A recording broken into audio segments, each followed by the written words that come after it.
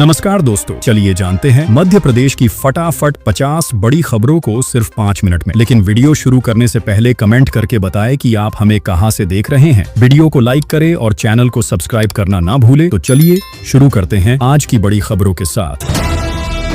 गीले मानसून की जारी मार। भारतीय मौसम विभाग ने मध्य प्रदेश के कई हिस्सों में भारी बरसात का नारंगी पीला अलर्ट जारी किया है। विशेषकर मालवा निमाड़ में जलभराव की संभावना है और सड़क मार्गों में बाधा बनी हुई है। जनजीवन प्रभावित होने के साथ ही प्रशासन सतर्क है। एक दुर्लभ चिकित्सा घटना में भोपाल के एक अस्पताल में एक महिला ने 5.2 किलोग्राम वजन वाले बच्चे को जन्म दिया। डॉक्टरों ने चेतावनी दी कि ऐसे जन्म वाले शिशुओं को जन्म व बाद में विशेष स्वास्थ्य जोखिम होते हैं, इसलिए निगरानी जरूरी है। शिक्षक दिवस पर मुख्यमंत्री मोहन यादव ने 1.5 लाख शिक्षकों को आंकड़ा आधारित वेतन वृद्धि की घोषणा की। 14 शिक्षकों को विशेष सम्मान मिला और छात्रों के लिए ₹387 करोड़ वर्दी फंड ट्रांसफर किए गए। शिक्षा क्षेत्र में यह एक बड़ा उत्पादक कदम माना जा रहा है।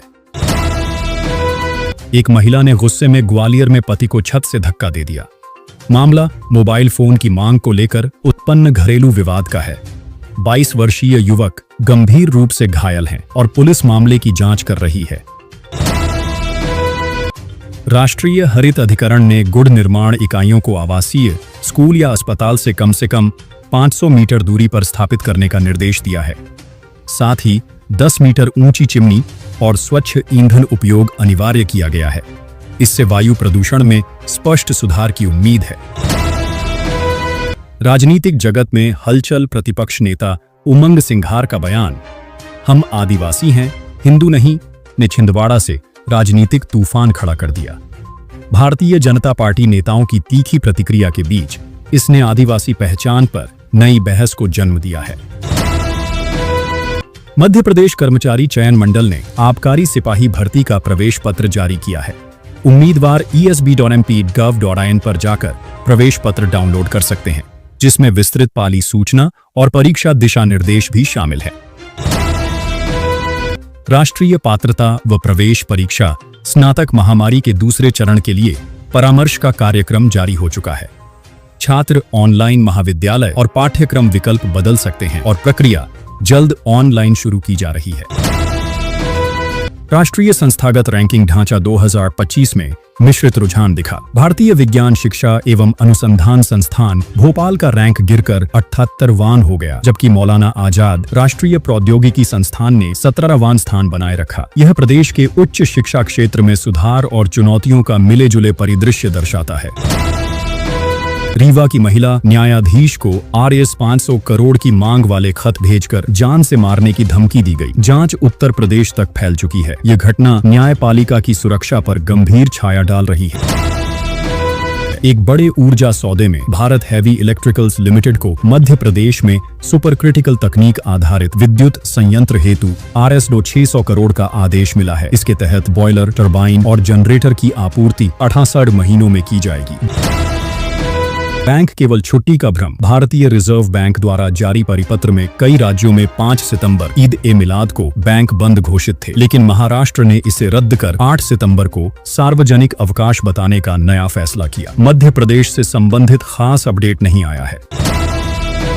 धान मंडी में आज की स्थिति। दिनांक 5 सितंबर 2025 को धान की न्यूनतम, अधिकतम और प्रचलित दर में उतार चढ़ाव देखा गया। किसानों को दरों और व्यापार में पारदर्शिता सुनिश्चित करने का प्रयास जारी है। उज्जैन में गणेश जुलूस के दौरान प्रदर्शित लव जिहाद विषयक झांकी पर मुस्लिम समुदाय ने विरोध जताया। पथराव की घटना के बाद पुलिस पहुंची और शांति बनाए रखने की कोशिश की जा रही है। भोपाल में भारी बारिश के चलते यातायात व्यवस्था बिगड़ गई। कई जगहों पर वाहन पानी में फंस गए और प्रशासन को यातायात मोड़ना पड़ा। लोग घंटों जाम में फंसे रहे।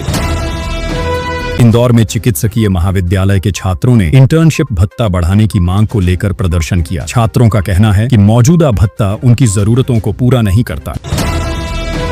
जबलपुर उच्च न्यायालय ने आज एक महत्वपूर्ण फैसले में अवैध खनन के मामलों पर राज्य सरकार को कड़ी कार्रवाई करने के निर्देश दिए। न्यायालय ने कहा कि प्राकृतिक संसाधनों की सुरक्षा सर्वोच्च प्राथमिकता होनी चाहिए। ग्वालियर के पास रेलवे पटरियों पर दरार मिलने से कई रेलगाड़ियां देर से चली। रेलवे अधिकारियों ने पटरियों की मरम्मत कर यातायात बहाल किया। यात्रियों को काफी दिक्कत का सामना करना पड़ा। सागर जिले में बिजली कटौती की समस्या से लोग परेशान हैं। ग्रामीण क्षेत्रों में 10 से 12 घंटे तक बिजली न आने से किसान सिंचाई नहीं कर पा रहे। खंडवा में नर्मदा नदी का जलस्तर लगातार बढ़ रहा है। प्रशासन ने निचले इलाकों में चेतावनी जारी कर लोगों को सुरक्षित जगहों पर जाने की सलाह दी है। रतलाम में छात्र संघ चुनाव की तैयारियां शुरू हो गई हैं। महाविद्यालयों में नामांकन प्रक्रिया के दौरान छात्रों में खासा उत्साह देखा गया। शिवपुरी में स्वास्थ्य विभाग की लापरवाही उजागर हुई, जब एक सरकारी अस्पताल में दवाइयों की भारी कमी पाई गई। मरीजों को बाहर से दवाइयां खरीदनी पड़ी।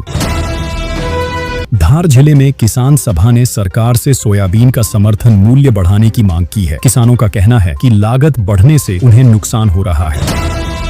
छतरपुर में जल संरक्षण अभियान की शुरुआत की गई। जिले में तालाब और कुओं की सफाई कर पानी का स्तर बढ़ाने पर जोर दिया जा रहा है। बालाघाट में वन विभाग ने अवैध लकड़ी तस्करी पर बड़ी कार्रवाई की। लाखों की लकड़ी जब्त की गई और कई तस्करों को गिरफ्तार किया गया।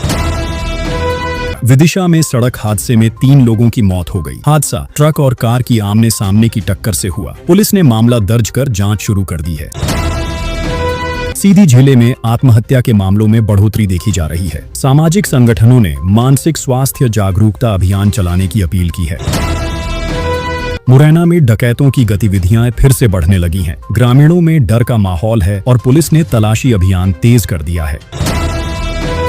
छिंदवाड़ा में नई औद्योगिक नीति के तहत कई कंपनियों ने निवेश प्रस्ताव दिए हैं। इससे हजारों युवाओं को रोजगार मिलने की संभावना है।